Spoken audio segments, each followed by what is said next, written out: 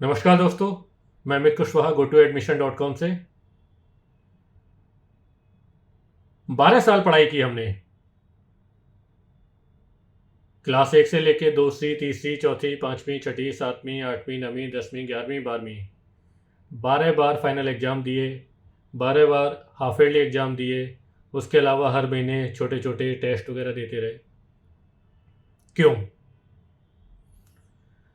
आखिर उस पढ़ाई के पीछे मकसद क्या था? पढ़ना था, केवल इसलिए हम पढ़ रहे थे? क्या कभी आपके टीचर्स ने, आपके माता पिता ने, आपके अंकल आंटी जिन्हें बहुत ज़्यादा चिंता रहती है कि बच्चा क्या कर रहा है, क्या उन्होंने बताया कि बेटा क्यों पढ़ रहे हो?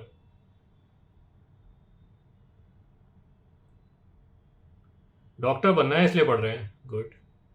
इंजीनियर बनना है इसलिए पढ़ रहे हैं, गुड। फौज में जाना है इसलिए पढ़ रहे हैं, गुड। क्या आपने अपने लक्ष्य को निर्धारित किया? क्या आपने कहीं अपने लक्ष्य को लिख कर रखा है? अगर आपने अपने लक्ष्य को निर्धारित नहीं किया तो आपने तैयारी कैसे की? आप देखिए, जितने भी एग्ज़ाम होते हैं, सबसे कठिन और सबसे पावरफुल एग्ज़ाम आईएएस यूपीएससी जिसकी हम बात करते हैं, उसका जो सिलेबस आता है उसमें भी बताया जाता है कि आप एनसीईआरटी की तैयारी कीजिए। और एनसीईआरटी तो हम पहली क्लास से पढ़ रहे हैं। तो हमने जब एनसीईआरटी शुरू की थी उस समय क्यों नहीं टीचर्स ने बताया कि बेटा इसको ध्यान से पढ़ो, अगर इसको ध्यान से पढ़ो तो आगे जाके आप अपना यूपीएससी क्रैक कर पाओगे, आपको दोबारा पढ़ने की ज़रूरत नहीं पड़ेगी, या फिर अगर पढ़ने की ज़रूरत पड़ेगी भी तो केवल रिवाइज करना पड़ेगा। चलो कोई नहीं, हमने 12वीं कर लिया। अब 12वीं के बाद आता है कि 12वीं के बाद क्या करें। BA, BSc, BCA, BBA, BCom, डॉक्टरी, क्या करें? कौन बता रहा है? समझाने वाला कौन है? 12 साल वो पढ़ाई किया, 3 साल और पढ़ने वाले हैं, उसके बाद 2 साल फिर मास्टर्स में अपने लगाएंगे। मिलेगा क्या?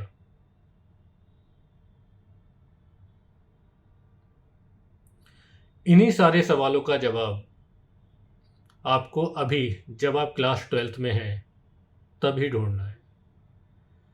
अगर आपने इसके बाद इन सवालों पर विचार किया तो हो सकता है उस समय तक बहुत देर हो चुकी हो और आप अपने उस लक्ष्य को हासिल ना कर पाएँ जिस लक्ष्य को आप लेकर चल रहे हैं। अपने सभी सवालों का जवाब आप गो टू एडमिशन से ले सकते हैं, हमसे डिस्कशन कर सकते हैं इस पूरे माहौल पर। आपके मन में कोई कोई भी सवाल है, 12वीं के बाद क्या किया जाए, ग्रेजुएशन के बाद क्या करें, मास्टर्स कर लिया, एमबीए कर लिया, एमसीए कर लिया, बीटेक कर लिया, एमटेक कर लिया, अब क्या करें? बहुत सारे बच्चे मैंने ऐसे देखे हैं जिन्होंने बीटेक किया होता है फिर उसके बाद जाके वो एमबीए कर लेते हैं। अरे भाई, एमबीए करने की क्या ज़रूरत पड़ी? आप टेक्निकल बंदे हो। नहीं सर, वो मैनेजर बनेंगे तो एमबीए की ज़रूरत पड़ेगी। अच्छा, तो बीटेक के बाद एमटेक क्यों नहीं किया तुमने? नहीं सर, वो मैनेजर बनेंगे इसलिए हमने एमबीए किया है। हमारे टीचर्स ने बताया था कि किसी भी कॉलेज में जाइए, वहाँ से एमबीए कर लीजिए, क्योंकि जब आप किसी कंपनी में ज्वाइन करेंगे तो साल 2 साल बाद आपको मैनेजर पोस्ट पे जाना पड़ेगा और वहाँ पर आपको एमबीए मांगेंगे, इसलिए हमने एमबीए किया। गुड। जब आपको मैनेजर ही बनना था तो बीबीए क्यों नहीं किया? बीटेक फिर क्यों कर लिया तुमने? अरे भाई, जब मैनेजर ही बनना था तो आप बीबीए करते, उसके बाद एमबीए कर लेते।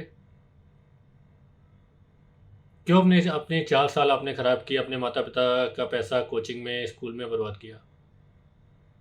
जब आपको मैनेजर ही बनना था तो क्यों इतना स्ट्रेस अपने ऊपर लिया? जब आपको बिजनेस में ही जाना था, बिजनेस मैनेजमेंट ही करना था, मार्केटिंग ही करनी थी, सेल्स ही करनी थी, तो इंजीनियरिंग की पढ़ाई करनी नहीं थी?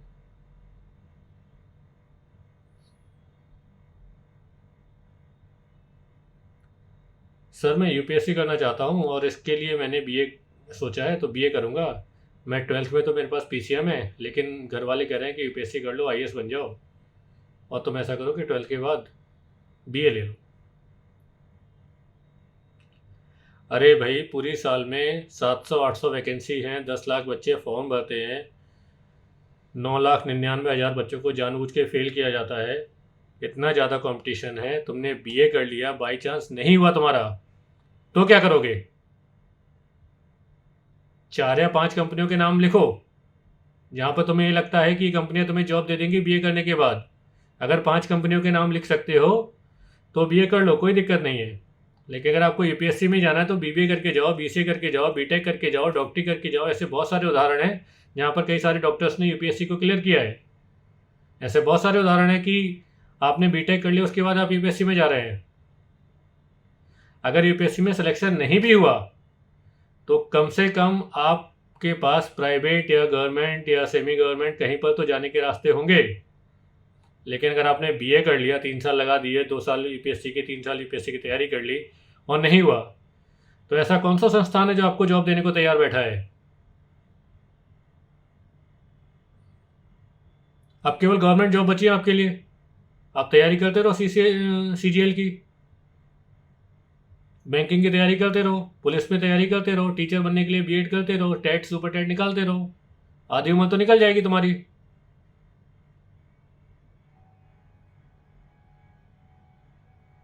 पढ़ोगे कितने दिन और काम कितने दिन करोगे?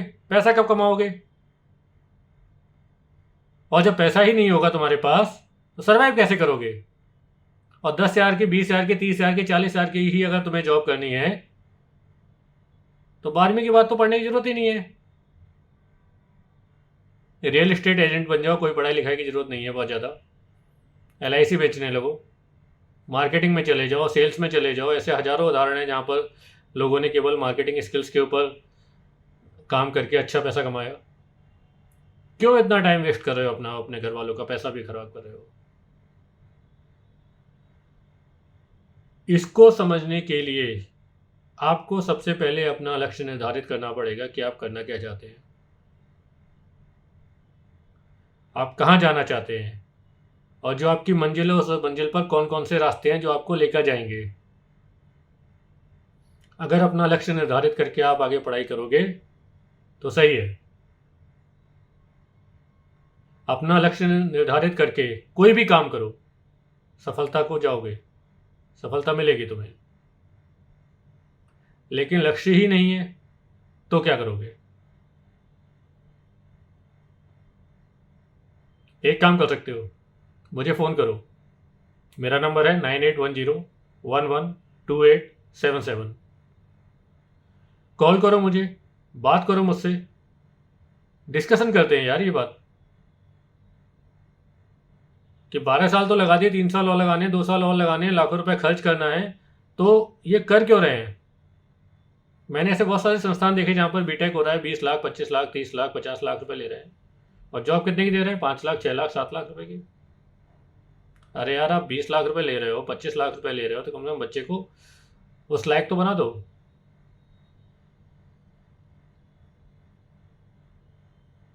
आज की तारीख में बच्चों से ज़्यादा समस्या माता पिता की है।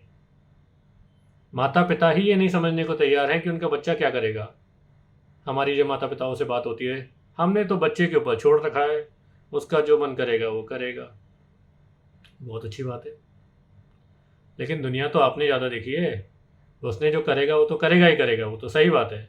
लेकिन वो जो करने वाला है उसे पूछ तो लो कि उसका आउटकम क्या निकलने वाला है, वो जाना कहाँ चाहता है। अगर मंजिल का पता ही नहीं है और आप घर से बाहर निकाल दोगे तो कहाँ भटकता रहेगा वो?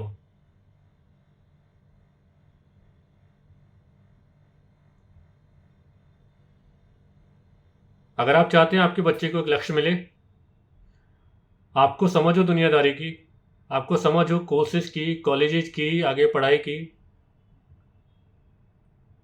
आगे क्या क्या रास्ते हैं, तो आज ही मुझसे संपर्क करें।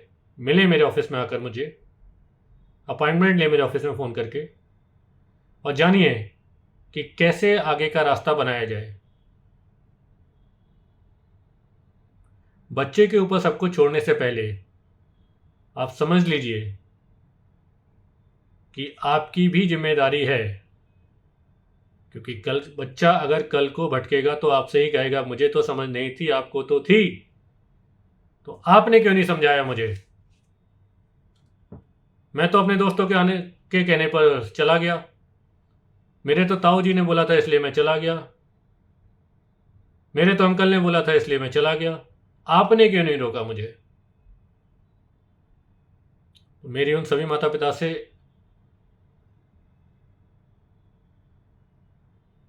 यह निवेदन है कि बच्चे से पहले वो जाने कि बच्चे का लक्ष्य क्या है। लक्ष्य को निर्धारित कैसे करना है ये मैं बताऊंगा। उसके लिए क्या क्या तैयारी करनी है ये मैं बताऊंगा। आप आइए, मिलिए, और इस वीडियो को जितना ज़्यादा हो सके शेयर कीजिए उन सभी बच्चों के साथ, उन सभी माता पिता के साथ जिनको ये लगता है कि उनका बच्चा ही सबसे ज़्यादा समझदार है, क्योंकि वो पढ़ लिख रहा है और हम पढ़े लिखे नहीं हैं।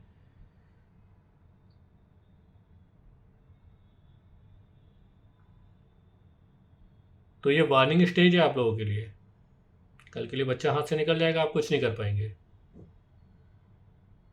या बच्चा सफल नहीं हो पाएगा, आप कुछ नहीं कर पाएंगे, क्योंकि उस समय तक आपके हाथ से समय भी निकल चुका होगा, पैसा भी निकल चुका होगा, बच्चा भी निकल चुका होगा। तो आज समय है, आज ही आइए, आज ही मिलिए, आज ही कॉल कीजिए मुझे। जैसे ही आप मेरा ये वीडियो देखते हैं आप मुझे तुरंत कॉल कीजिए और समझिए कि क्या करें आगे, क्या क्या ऑप्शंस हैं। 12वीं के बाद ज़िंदगी एकदम से टर्न लेने वाली है, ज़िंदगी अपना मुकाम तय करेगी। वो मुकाम या तो ज़िंदगी तय कर ले या फिर आप तय कर लो।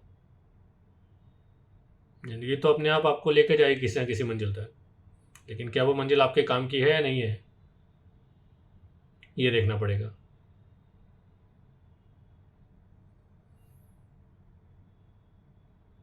नमस्कार, जय हिंद।